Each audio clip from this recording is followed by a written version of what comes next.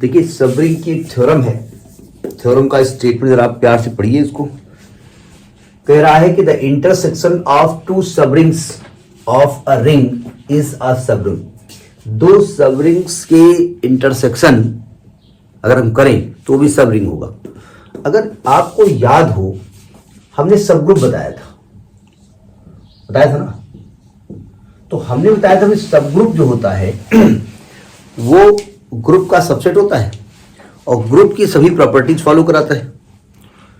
तो उसमें सब ग्रुप को ग्रुप प्रूफ करने के लिए हम चारों प्रॉपर्टी प्रूफ नहीं करते थे, हमने केवल यही बताया था कि ए बी बिलोंग करेगा और ए बी इनवर्स बिलोंग करेगा जी उसमें सब ग्रुप में, तो सब ग्रुप कहलाएगा, यही था ना। तो सब रिंग में क्या करेंगे भाई, हम क्या करेंगे, रिंग का एक सबसेट लेंगे। तो नियमता हम सभी प्रॉपर्टी फॉलो कराएं, कितनी पांचों नहीं, 5 तो हो जाएंगी आपकी एबिलियन ग्रुप, प्लस के केस में, इनटू के केस में सेमी ग्रुप, डिस्ट्रीब्यूटिव लॉ।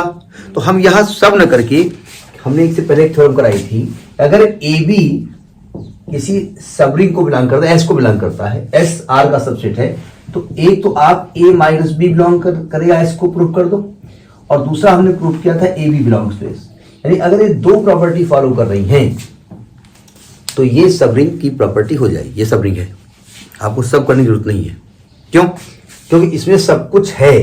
कैसे है?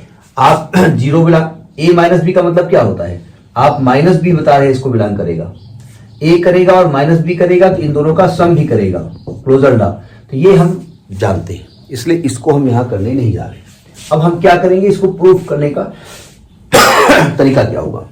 हम यहां पर दो सबरिंग लेने जा रहे हैं, दो सबरिंग्स, ठीक है, और सबरिंग की जो प्रॉपर्टी है वो फॉलो कराएंगे, क्योंकि वो तो फॉलो करेगा ही करेगा। हमने पहले से कह रखा है कि वो क्या है, सबरिंग है, ठीक है।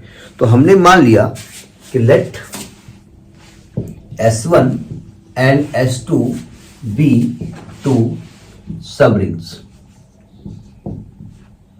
अच्छा, जब आप इनको दोनों को सबरिंग कह रहे हो और प्रूफ क्या करना है आपको, टू प्रूफ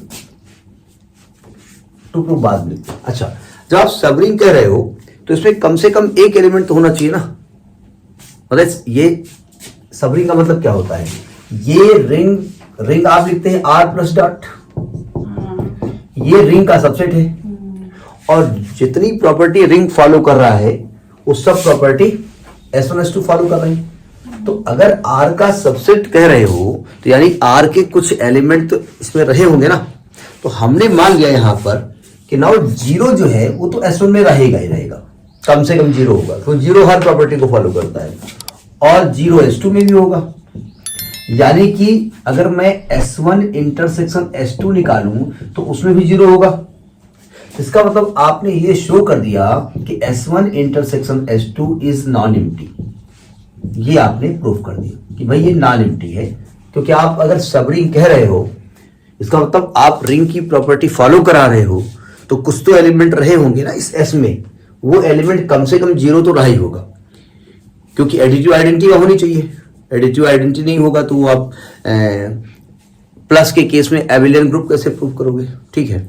तो हमने ये बता दिया कि S1 intersection S2 non empty है, ठीक है। अब जरा समझिएगा आगे कैसे बढ़े।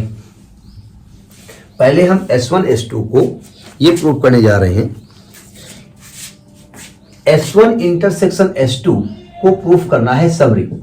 तो हमें कैसे प्रूफ करना पड़ेगा, सबरिंग कैसे प्रूफ करना पड़ेगा। क्या गंदी राइटिंग है, इतनी जल्दी लिखते हैं कि हाथ जो है पूरा वर्ड ही नहीं लिखता है।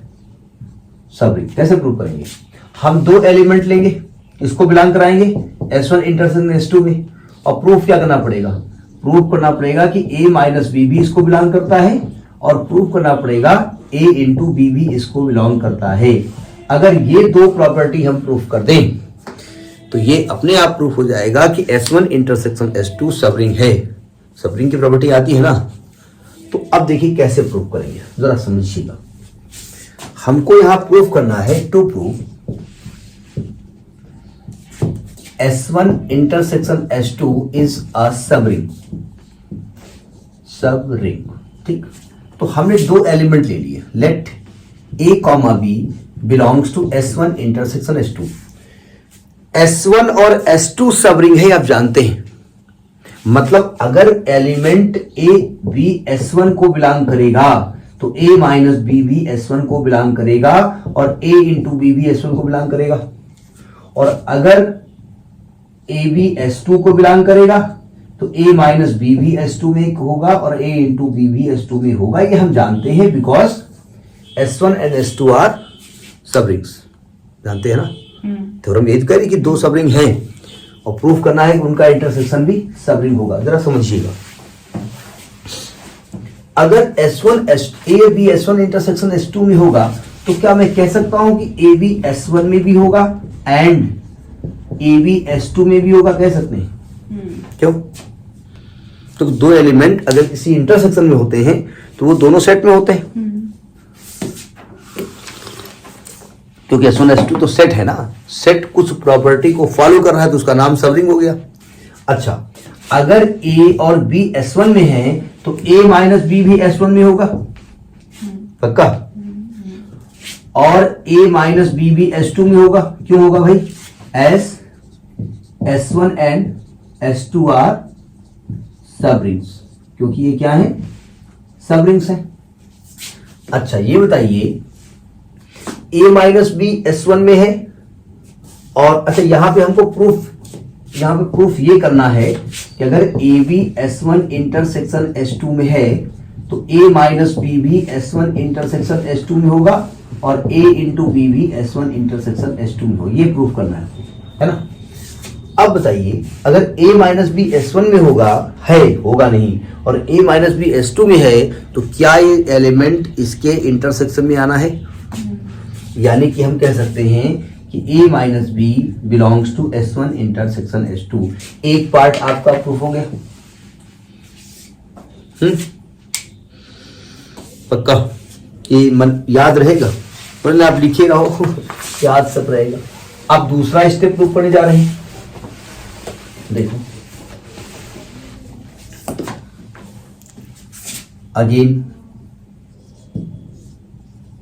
लेट, हमने कहा ए बी बिलोंग कर रहा है S1 इंटरसेक्शन S2 में, A इंटू बी नहीं, A एंड B। तो यानी कि आप कहेंगे कि ए बी बिलोंग करेगा S1 में एंड ए बी बिलोंग करेगा S2 में, क्योंकि ये इंटरसेक्शन की प्रॉपर्टी होती है। मालूम है ना, यूनियन में क्या होता है? सब एक साथ होते हैं, सब एक साथ होते हैं लेकिन रिपीटिशन नहीं होता है। अच्छा, अगर ए बी S1 में है तो A इंटू बी भी S1 में होता है। S1 की प्रॉपर्टी होती है सबरिंग की। और A इंटू बी भी S2 में भी होता है। क्यों भाई? क्योंकि S1 एंड S2 क्या है? आर सबरिंग्स है। अच्छा, अगर ए बी S1 में है और ए बी S2 में है तो यानी कि A into B S1 intersection S2 में होगा। Thus we have shown that, क्या शोन कर दिया आपने? कि AB belongs to S1 intersection S2 implies A minus B belongs to S1 intersection S2 and A into B belongs to S1 intersection S2. So S1 intersection S2 is a subring.